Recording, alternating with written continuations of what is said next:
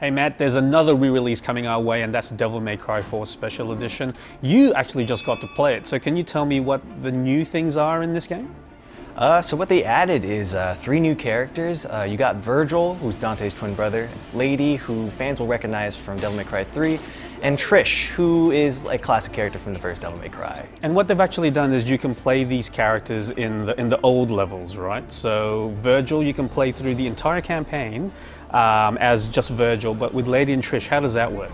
Exactly the same as Nero and Dante's campaign, so you'll basically start the game as Lady, and then the second half you'll come in as Trish. Okay. And unfortunately we're only able to capture gameplay of Virgil, so that's what we're seeing right now. Can you tell me how he actually plays? It looks like you got to be a little bit more methodical with him, right? Yeah, when fans will start playing him, they'll recognize that he has pretty much all the same movesets that he had from Devil May Cry 3, but with some added adjustments, of course. One of the biggest additions for Virgil in the way that he plays is that he now has a concentration gauge, which is a gauge that fills up over time as you fight. And what it does is that it gives you increased attack power and range for each consecutive level that it goes up. Yeah, so you can't like just jump around like crazy, and you can't miss attacks, and you can't get hit, otherwise your meter goes down, is that right? Yeah, you can't be crazy about things with Virgil. You really have to be calm and collected, kind of like Virgil in a way. Now, unfortunately, we can't show any of this footage with Lady and Trish, but Lady seems like she's a much more focused on firearms, is that right? Yeah, she's totally built on ranged attacks. She does have some melee stuff, but it's extremely slow. And what was Trish like?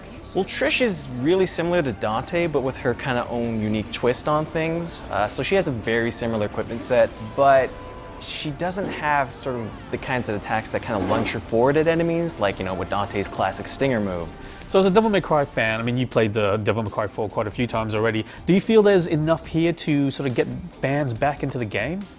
Oh, definitely. Any hardcore fan will have a lot to kind of sink their teeth in with this, with all the new content, because there's a lot of new combos to really kind of go through with this one, because every character has a lot of different variations. But for gamers who kind of criticize the campaign Devil May Cry, the original Devil May Cry 4, they won't really find anything too different for this one. From what they told us, basically, you know, there's going to be a couple of new cutscenes, basically sort of bookending the Virgil campaign and the Lady Trish campaign, but the actual level design themselves hasn't actually changed that much, so we're able to accommodate those characters in the new levels. And there were a few other things there that, you know, we weren't able to show, but, you know, there was Legendary Dark Knight mode, which is basically just, it seems, crazy mode with lots of enemies thrown on the screen at once, and I guess we'll see how the whole thing actually works out when the game releases in summer 2015.